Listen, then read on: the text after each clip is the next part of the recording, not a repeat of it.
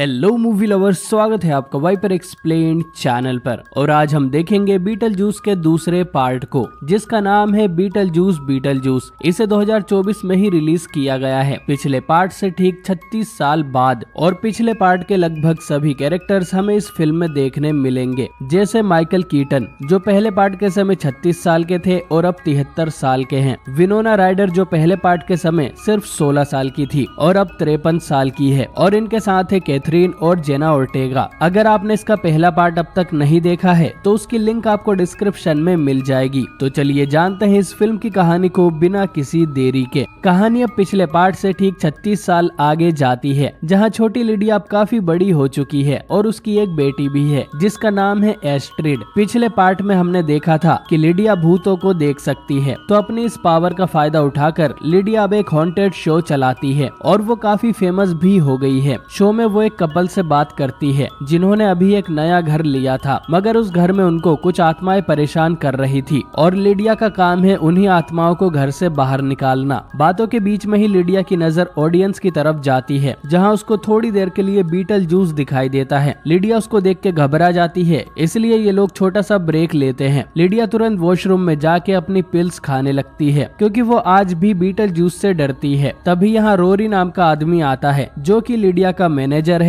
साथ ही उसका बॉयफ्रेंड भी। और लिडिया का हस्बैंड कुछ साल पहले ही मर चुका है, इसलिए वो अब रोरी को डेट कर रही है। तभी लिडिया को उसकी स्टेप मॉम डीलिया का मैसेज आता है, जो कि उसे किसी जरूरी काम से अपने पास बुलाती है। लिडिया जब उसके पास जाती है तो उसे पता चलता है कि उसके फादर चार्ल्स की डेथ हो गई है। वो एक प्लेन में कहीं से लौट रहा था और उसका प्लेन एक समुद्र में क्रैश हो गया। क्रैश में तो वो बच गया था, लेकिन फिर एक शार्क उसे खा गई। खैर, इसी बीच हम एक पिकासो नाम के आदमी को देखते हैं, जो कि फोन पे बातें करते करते गटर में जा गिरता है, जिससे उसकी मौत हो जाती है और वो मरे हुए लोगों की दुनिया में पहुंच जाता है। यहीं पे हम एक भूत को देखते हैं, जो कि यहाँ साफ सफाई कर रहा था। तभी अचानक यहाँ शॉर्ट सर्किट होता है और ढेर सारे बॉक्स अपने आप नीचे गिर जाते हैं। उन बॉक्स में से एक औरत बाहर निकलती है, जिसके बॉडी पार्ट्स कटे हुए थे। वो औरत अपने सभी पार्ट्स को स्टेपलर से जोड़ लेती है। फिर वो उसी भूत से पूछती है कि बीटलजूस कहाँ पे है। वो भूत कहता है कि उसे नहीं पता, इसलिए वो औरत उसकी सोल को निगल जाती है, जिससे वो भूत एक पिचका हुआ गुब्बारा बन जाता है। इस औरत का नाम डेलोरेस था, जिसके पास सोल सक करने की पावर्स थी। खैर, दूसरी तरफ हम लिडिया की बेटी एस्ट्रिड को देखते हैं, जिसको लिडिया कॉल करती है, मगर एस्ट्रिड उसका कॉल नहीं उठाती। तो लिडिया खुद ही उसके स्कूल पहुंच जाती है और उसके अपने ग्रैंडफादर की मौत के बारे में बताती है। एस्ट्रिड को इस बात से काफी बुरा भी लगता है। इसी बीच कुछ बच्चे हेलोवीन कॉस्ट्यूम पहन के वहाँ से गुजर रहे थे, जिनके बीच में लिडिया को फिर से बीटलजूस दिखाई देता है और वो फिर से डर जाती है। इसके बाद हम बीटलजूस को देखते हैं, जो कि अपनी कंपनी में बैठा हुआ था और ढेर सारे छोटे मुंह वाले भूत उसके लिए काम कर रहे थे, जिनमें बॉब भी था, जिसे हमने पिछले पार्ट में देखा है। तभी बीटलजूस को एक मैसेज आता है, जिसे पढ़ के वो एक बुल्फ नाम के डिटेक्टिव के पास जाता है। बुल्फ असली दुनिया में एक एक्टर था और अपने सारे स्टंट्स वो खुद ही किया करता था, लेकिन एक बार नकली ग्रेनेड की जगह एक असली बम उसके चेहरे पे फट गया और वो मर गया। खैर, अब इस भूतिया दुनिया में वो पुलिस का काम करता है। बुल्फ उसे डेलोरेस की फोटो दिखाता है और उसके बारे में पूछता है, जिसे देख के बीटलजूस की आंखें बाहर आ जाती है, लेकिन वो बुल्फ से झूठ बोल देता है कि मैं इस औरत को नहीं जानता। बुल्फ कहता है कि वो एक सोल सकर है, इसलिए उससे बच के रहना, क्योंकि वो बीटलजूस को ही ढूंढ रही है। इसके बाद हम लिडिया और उसकी फैमिली को देखते हैं, जहाँ ये सब चार्ल्स को दफना रहे थे और फ्यूनरल पर वही गाना बजाया जाता है जिस पर ये सब पार्ट 1 में नाचे थे। फ्यूनरल के बाद लिडिया एस्ट्रिड से बात करती है, जहां हमें पता लगता है कि एस्ट्रिड अपनी मॉम से नाराज है, क्योंकि वो अपनी बेटी को समय देने की बजाय उस भूतिया शो में बिजी रहती है। और एस्ट्रिड का मानना था कि भूत जैसा कुछ नहीं होता और उसकी मॉम झूठ बोलती है। उसका कहना था कि अगर लिडिया सच में भूतों को देख सकती है तो वो एस्ट्रिड के मरे हुए डैड को क्यों नहीं देख सकती, जिसे एस्ट्रिड बहुत मिस करती है। वहीं भूतिया दुनिया में हम चार्ल्स की बॉडी को देखते हैं, जिसको शार्क ने ऊपर से खा लिया था। वो एक शॉप में जाता है जहाँ एक बूढ़े आदमी की आत्मा थी। वो आदमी चार्ल्स पे गुस्सा करता है और उसे वेटिंग रूम में जाने को बोलता है। चार्ल्स के जाने के बाद उस आदमी को अपनी शॉप में कुछ आवाज आती है और ये डेलोरेस थी, जो कि उसकी सोल भी चूस लेती है। फिर वो उसकी शॉप में से एक वेडिंग ड्रेस लेके यहाँ से निकल जाती है। दूसरी तरफ बीटलजूस उन छोटे मुंह वाले भूतों को अपनी बैक स्टोरी सुनाता है, जब वो जिंदा हुआ करता था। आज से कई 100 सालों पहले की बात है, जब हर तरफ महामारी फैली हुई थी और ढेर सारे लोग मारे मारे जा रहे थे। बीटल जूस लोगों की डेड बॉडी से उनका सामान चोरी किया करता था। जहाँ पहली बार वो डेलोरेस से मिला और उसको डेलोरेस की आंखों में देखते ही उससे प्यार हो गया और उन दोनों ने शादी कर ली। लेकिन शादी के बाद उसको पता लगा कि डेलोरेस एक सोल सकिंग कल्ट की लीडर थी।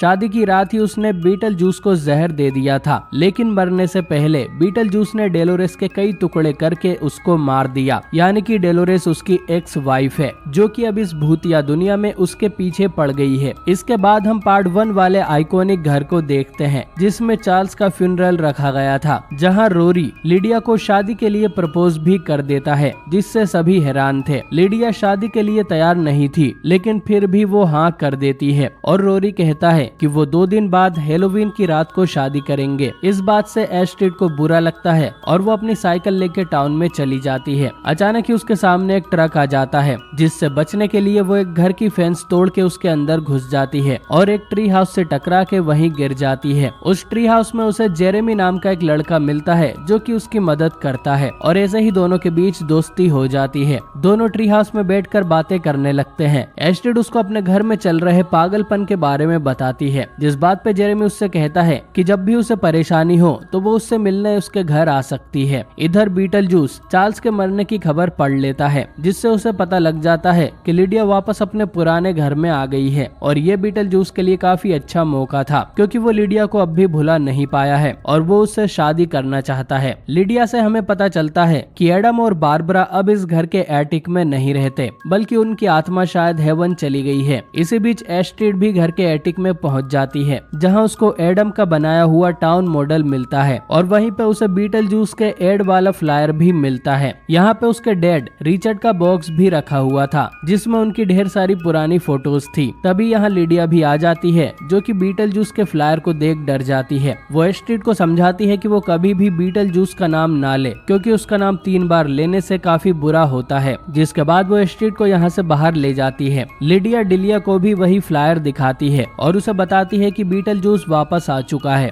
इसी बीच एस्ट्रिड फिर से जेरेमी के घर चली जाती है, जहाँ जेरेमी के पेरेंट्स भी मौजूद थे, लेकिन वो एस्ट्रिड के हाई बोलने पर भी उसका कुछ रिप्लाई नहीं देते और अपना काम करते रहते हैं। जेरेमी उसको अपने कमरे में ले जाता है, जहाँ एस्ट्रिड को मरे हुए लोगों की किताब मिलती है। जेरेमी बताता है कि उसने ये किताब किसी यार्ड सेल में खरीदी थी। एस्ट्रिड अब उसे अपने डैड के बारे में बताती है कि कैसे वो पानी में डूब के मर गए थे और उनकी बॉडी तक नहीं मिली। एस्ट्रिड अपने डैड के साथ हेलोवीन मनाया करती थी, लेकिन अब उसे हेलोवीन से नफरत है, क्योंकि हेलोवीन पर उसकी माँ दूसरी शादी करने वाली है। फिर जेरेमी कहता है कि कल हेलोवीन है, तो वो हेलोवीन सेलिब्रेट करने उसके घर आ सकती है, जिसके लिए एस्ट्रिड मान जाती है। वहीं रोरी लिडिया से अपनी शादी के बारे में बात कर रहा था, लेकिन तभी लिडिया को अपने फोन में बीटल जूस के ऐड आने लगते हैं। लिडिया को गुस्सा आता है और वो सीधा एटिक में जाती है और बीटल जूस से कहती है कि वो उसकी जिंदगी से चला क्यों नहीं जाता। तभी रोरी भी एटिक में आ जाता है और लिडिया उसको बीटल जूस के बारे में सब बता देती है कि कैसे बीटल जूस ने उसकी पूरी फैमिली को परेशान किया था और वो उससे जबरदस्ती शादी भी करना चाहता था। रोरी को लगता है कि ये बस लिडिया का एक ट्रॉमा है और उसके हिसाब से लिडिया को अपने डर का सामना करना होगा, इसलिए वो बीटल जूस का नाम 3 बार ले लेता है, जिससे दोनों छोटे होकर उस टाउन मॉडल के अंदर पहुंच जाते हैं। वहाँ पे उन्हें बीटल जूस मिलता है और वो तुरंत ही लिडिया का मुंह सिल देता है, ताकि वो उसका नाम लेकर उसे वापस ना भेज दे।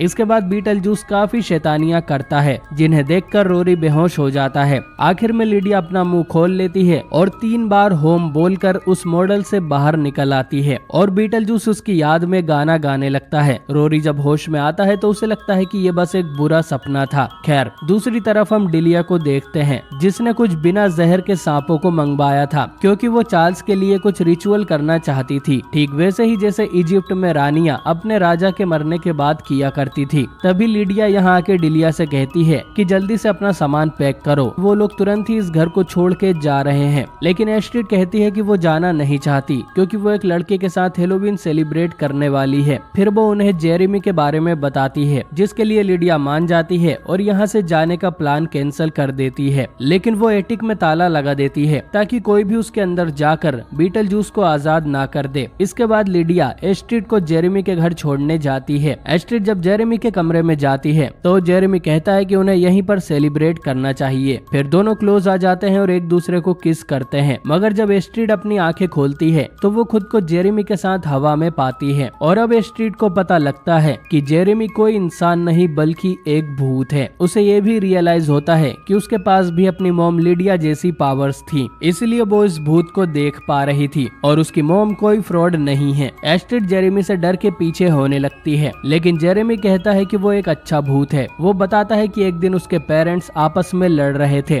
इसलिए वो उसी ट्री हाउस में चला गया, मगर वहाँ से उसका पैर फिसल गया और उसकी वही मौत हो गई। मरने के बाद उसकी आत्मा इसी घर में फंस गई है, इसीलिए वो अपने घर और उस ट्री हाउस तक ही जा सकता है। इतने सालों में उसे किसी ने नहीं देखा और सिर्फ एस्ट्रिड है जो कि उसे देख और सुन पा रही थी। जेरेमी कहता है कि वो एस्ट्रिड को बहुत पसंद करता है और उसके साथ रहना चाहता है, लेकिन एस्ट्रिड पूछती है कि ये कैसे हो सकता है क्योंकि वो एक इंसान है और जेरेमी एक भूत। जेरेमी कहता है कि इस किताब की मदद से वो फिर से जिंदा हो सकता है, लेकिन उसे किसी जिंदा इंसान की मदद लगेगी। तो अगर एस्ट्रिड उसकी मदद करेगी तो जेरेमी फिर से जिंदा हो जाएगा और फिर वो दोनों साथ में रह सकते। साथ ही एस्ट्रिड को वो भूतिया दुनिया में ले जाकर उसके डैड से भी मिलवा सकता है। अब अपने डैड का नाम सुनकर एस्ट्रिड मान जाती है। इसके बाद हम लिडिया को देखते हैं जिसे जेन की बेटी लिटिल जेन मिलती है और अपनी माँ की तरह ये भी घर बेचने का ही काम करती है। जेन लिडिया से एस्ट्रिड के बारे में पूछती है तो लिडिया उससे कहती है कि वो एक लड़के के साथ हेलोवीन मनाने गई है जो कि जेफरीसन स्ट्रीट पे रहता है। जेन कहती है कि उस जगह का नाम भी मत लो क्योंकि आज से 23 साल पहले जेरेमी नाम के एक लड़के ने वहाँ अपने माँ बाप को मार डाला था। पुलिस ने उसको ढूंढा तो वो ट्री हाउस में जाके छुप गया और जब उसने वहाँ से भागने की कोशिश की तो उसका पैर फिसल गया और वो वहीं गिर के मारा गया। ये खबर सुन के लिडिया तुरंत ही जेरेमी के घर के लिए निकलती है। दूसरी तरफ जेरेमी दीवार पर एक डोर बनाता है जिससे दूसरी दुनिया का पोर्टल खुल जाता है। फिर जेरेमी एस्ट्रिड से उस किताब में लिखे हुए कुछ मंत्र पढ़वाता है। लिडिया जब इनके घर में आती है तो उसे जेरेमी के पेरेंट्स के भूत दिखाई देते हैं जिनकी आत्मा जेरेमी की तरह ही इस घर में फंसी हुई है और इन्हें जेरेमी ने ही मारा था। खैर लिडिया तुरंत ही जेरेमी के कमरे में जाती है, लेकिन उससे पहले ही जेरेमी एस्ट्रिड को लेके दूसरी दुनिया में चला गया था और वो दरवाजा बंद हो जाता है। दूसरी तरफ हम डिलिया को देखते हैं जो कि अपना रिचुअल कर रही थी। वो उन दोनों सांपों को बाहर निकालती है, लेकिन ये सांप जहरीले थे जो कि डिलिया को काट लेते हैं और डिलिया की तुरंत ही मौत हो जाती है, जिससे वो भी उस भूतिया दुनिया में आ जाती है। अब लिडिया पे कोई भी रास्ता नहीं बचा था, इसलिए वो बीटल जूस से मदद मांगने जाती है और उसका नाम 3 बार ले लेती है। फिर बीटल जूस उस मॉडल को बीच में से तोड़ता हुआ बाहर आता है और उसको बताता है कि उस लड़के ने तुम्हारी बेटी के साथ एक डील की है जिसके हिसाब से एस्ट्रिड उसी दुनिया में रह जाएगी और उसकी जगह जेरेमी वापस जिंदा हो जाएगा। लिडिया बीटल जूस से कहती है कि वो उससे शादी करने के लिए तैयार है, बस वो उसकी बेटी को बचा ले। बीटल जूस उससे एक एग्रीमेंट साइन करवाता है ताकि लिडिया बाद में अपनी बात से पलट ना जाए। इसके बाद वो दीवार पे एक बॉम्ब बनाता है जिसको फोड़ के वो सीधा अपनी कंपनी में पहुंच जाता है। फिर ये दोनों वहाँ से निकल जाते हैं, लेकिन बीटल जूस के जाते ही उसके सभी एम्प्लॉइज इंसानों की दुनिया में पहुंच जाते हैं। लिडिया के घर के बाहर रोरी बच्चों को ट्रीट्स दे रहा था, लेकिन वो उन छोटे मुंह वाले भूतों को देख डर जाता है और वहाँ से भाग जाता है। इधर बुल्फ को पता लगता है कि बीटल जूस किसी जिंदा इंसान को इस दुनिया में लेके आया है जिससे उसने 699 कोड को तोड़ दिया है। इसलिए बुल्फ भूतिया पुलिस के साथ बीटल जूस को पकड़ने निकल पड़ता है, जिनसे बचने के लिए बीटल जूस लिडिया से अलग हो जाता है। दूसरी तरफ जेरेमी एस्ट्रिड को एक काउंटर पे लेके जाता है जहाँ वो लेडी एस्ट्रिड की एक फोटो खींच लेती है। अब जेरेमी एस्ट्रिड को सब कुछ सच बता देता है कि उसने जो मंत्र पढ़ा था उसमें ये लिखा था कि एस्ट्रिड अपनी जान के बदले जेरेमी को जिंदा करना चाहती है। अब एस्ट्रिड को एक सोल ट्रेन में बैठाकर हेवन भेज दिया जाएगा और जेरेमी उसकी जगह असली दुनिया में जाकर बाकी जिंदगी मजे से बिताएगा। ये जानकर एस्ट्रिड को बहुत बुरा लगता है। तभी कुछ गार्ड्स एस्ट्रिड को पकड़ के वहाँ से ले जाने लगते हैं और एक काउंटर पे एस्ट्रिड को अपने डैड भी दिखाई देते हैं जो कि बोट एक्सीडेंट में मारे गए थे। वो गार्ड्स एस्ट्रिड को पकड़ के सोल ट्रेन में बैठा देते हैं, लेकिन तभी लिडिया यहाँ आ जाती है और टाइम रहते वो एस्ट्रिड को बाहर निकाल लेती है। मगर तभी भूतिया पुलिस भी यहाँ पहुँच गई थी, इसलिए ये दोनों इमरजेंसी गेट से बाहर निकल जाते हैं। गेट से बाहर निकलते ही ये लोग उस डेजर्ट वाली जगह पर पहुंच जाते हैं जहां इन पर सैंडवर्म अटैक कर देता है। दोनों वहां से भागती हैं, लेकिन तभी रिचर्ड इन दोनों को गेट खोलकर अंदर ले लेता है और दोनों सैंडवर्म से बच जाती है। ये दोनों रिचर्ड से मिलकर काफी खुश होती हैं, जिसके बाद रिचर्ड इनसे कहता है कि तुम्हें यहाँ से निकलना होगा क्योंकि पुलिस इन्हें ढूंढ रही थी। लिडिया कहती है कि वो लोग ऐसे नहीं जा सकते, जेरेमी ने जो हरकत की है उसे रिवर्स करना होगा ताकि एस्ट्रिड को उसकी जान वापस मिल जाए। वहीं बॉब को भी वुल्फ ने पकड़ लिया था, जहां वो उससे बीटल जूस के बारे में पूछता है, लेकिन बॉब उसको कुछ नहीं बताता। इसके बाद हम डिलिया को देखते हैं, जिसे यकीन नहीं हो रहा था कि वो मर चुकी है, इसलिए वो बीटल जूस को 3 बार आवाज दे के बुलाती है और उससे मदद मांगती है। इधर वुल्फ के जाते ही वहाँ डेलोरेस बॉब की सेल में आ जाती है और वो भी बीटल जूस के बारे में उससे पूछती है, मगर बॉब उसे भी कुछ नहीं बताता। इसलिए डेलोरेस बॉब की सोल खींच लेती है, जिससे बॉब हमेशा के लिए मर जाता है। उधर जेरेमी असली दुनिया में जाने के लिए अपने पासपोर्ट पे स्टैंप लगवा रहा था, मगर स्टैंप लगाने वाला खुद बीटल जूस था, जो कि जेरेमी को अर्थ की जगह हेल में भेज देता है, जिससे एस्ट्रिड बच जाती है। इसके बाद लिडिया और एस्ट्रिड रियल वर्ल्ड में पहुंच जाते हैं, जहां लिडिया को याद आता है कि आज तो उसकी शादी थी, इसलिए वो तुरंत भाग के चर्च में जाती है, जहां रोरी पहले से ही मौजूद था। लिडिया उसको जल्दी से शादी करने के लिए बोलती है, लेकिन तभी बीटल जूस वहां आ जाता है, क्योंकि लिडिया ने एग्रीमेंट पे साइन किया था कि वो बीटल जूस से शादी करेगी, जिससे बीटल जूस हमेशा के लिए रियल वर्ल्ड में रह पाएगा। रोरी इस बात से गुस्सा होता है कि लिडिया ने उसे धोखा दिया। तभी बीटल जूस रोरी को सच बोलने वाला इंजेक्शन लगा देता है। तब जाके रोरी बोलता है कि वो लिडिया से कोई प्यार नहीं करता, वो तो बस पैसों के लिए उससे शादी करना चाहता था ताकि उसकी फेम का और अच्छे से इस्तेमाल कर सके। लिडिया को उस पर काफी गुस्सा आता है, इसलिए वो उसे पंच मार के उड़ा देती है। इसके बाद बीटल जूस वहाँ बैठे हुए सभी लोगों को उनके फोन के अंदर डाल देता है, क्योंकि उसको अपनी शादी प्राइवेट रखनी थी। फिर वो शादी के लिए तैयार हो जाता है और लिडिया को उसकी लाल वेडिंग ड्रेस पहना देता है। इसके बाद बीटल जूस सभी को गाने और नाचने पर मजबूर कर देता है। एस्ट्रिड भी डिलिया के साथ नाचने लगती है और ये सीन काफी लंबा चलता है, मगर तभी वहाँ वुल्फ और उसकी पुलिस टीम पहुँच जाती है, जो कि बीटल जूस को अरेस्ट करने आए थे। लेकिन बीटल जूस स्टैचू बोलकर उन सभी को अपनी जगह पे जमा देता है। इतने में डेलोरेस भी यहाँ आ जाती है, जो कि काफी गुस्से में थी। बीटल जूस उससे कहता है कि हमें एक सोलमेट चाहिए और तुम्हारा सबसे अच्छा सोलमेट रोरी है। इसी बीच एस्ट्रिड को मरे हुए लोगों की किताब मिल जाती है, जिससे वो सैंडवर्म को चर्च के अंदर बुला लेती है, जहाँ सैंडवर्म डेलोरेस और रोरी दोनों को खा जाता है। मौके का फायदा उठा के ये तीनों भी यहाँ से भाग रही थी, लेकिन बीटल जूस फिर से लिडिया को उनका एग्रीमेंट दिखाता है। इस बात पे एस्ट्रिड कहती है कि तुमने कोड 699 को तोड़ा है, क्योंकि तुम मेरी मोम को इल्लीगल तरीके से आफ्टर लाइफ में ले गए थे, इसलिए इस किताब के हिसाब से जिसने भी कानून तोड़ा हो उसका एग्रीमेंट किसी काम का नहीं रहता। और ऐसा बोलते ही बीटल जूस का एग्रीमेंट जल के राख हो जाता है। लिडिया उससे कहती है कि शायद वो उससे शादी कर लेती, पर उसकी और बीटल जूस की उम्र में 600 सालों का गैप है, जो कि बहुत ज्यादा है। फिर वो बीटल जूस का नाम 3 बार लेती है, लेकिन इस बार बीटल जूस गुब्बारे की तरह फूलने लगता है और 3 बार नाम लेते ही वो फट जाता है और वापस अपनी दुनिया के वेटिंग रूम में पहुंच जाता है। बीटल जूस के जाते ही वुल्फ डिलिया को अपने साथ ले जाने लगता है और एस्ट्रिड के पूछने पर वो बताती है कि उसको सांपों ने काट लिया था, जिससे वो मारी गई, इसलिए उसको अब यहाँ से जाना होगा। इसके बाद हम डिलिया को सोल ट्रेन के पास देखते हैं, जहाँ उसे अपना पति चार्ल्स भी मिल जाता है और दोनों ही उस ट्रेन में बैठ के हेवन की ओर निकल जाते हैं। इसके बाद लिडिया अपना हॉन्टेड शो भी बंद कर देती है, ताकि वो अपनी बाकी की लाइफ भूतों के साथ नहीं बल्कि अपनी बेटी के साथ बिताए। दोनों दूसरे शहरों में घूमने जाते हैं, जहाँ एस्ट्रिड को एक लड़का पसंद आ जाता है, जिससे वो शादी कर लेती है। फिर एस्ट्रिड माँ भी बन जाती है, जहाँ उसकी डिलीवरी का टाइम आ चुका था, लेकिन वो बच्चा छोटा बीटल जूस था, जो कि बाहर निकलते ही उन डॉक्टर्स को मार देता है। मगर ये बस लिडिया का एक सपना होता है। लिडिया की आँख खुलती है तो हम उसके पीछे बीटल जूस को देखते हैं, लेकिन ये भी लिडिया का बस एक सपना ही था। यानी बीटल जूस ने अब भी लिडिया का पीछा नहीं छोड़ा है और ये फिल्म यहीं पर एंड हो जाती है। तो दोस्तों, ये थी बीटल जूस पार्ट 2 की कहानी, जो कि ठीक ठाक ही थी। आपको ये फिल्म कैसी लगी कमेंट करके जरूर बताएं। इस फिल्म में चार्ल्स के कैरेक्टर को तो दिखाया गया है, लेकिन उसके एक्टर को फिल्म में नहीं लिया गया था, क्योंकि वो कुछ बहुत ही गंदे काम करते पकड़ा गया था। यही कारण है कि फिल्म में हम चार्ल्स की शक्ल ठीक से नहीं देख पाते। वहीं एडम और बारबरा के एक्टर्स अब बूढ़े हो गए हैं, इसलिए उन्हें फिल्म में नहीं लिया गया, क्योंकि भूतों की उम्र नहीं बढ़ती। खैर, मुझे तो ये फिल्म अच्छी लगी और इतने सालों के बाद ये फिल्म बनना ही बहुत बड़ी बात है। इस फिल्म को भी टिम बर्टन ने ही डायरेक्ट किया था, जिन्होंने तीसरे पार्ट के लिए साफ मना कर दिया है। शायद तीसरा पार्ट बनने में और 50 साल लगेंगे। वीडियो पसंद आई हो तो इसे लाइक और चैनल को सब्सक्राइब जरूर करें। मैं मिलता हूँ आपसे बहुत ही जल्द एक नई वीडियो के साथ।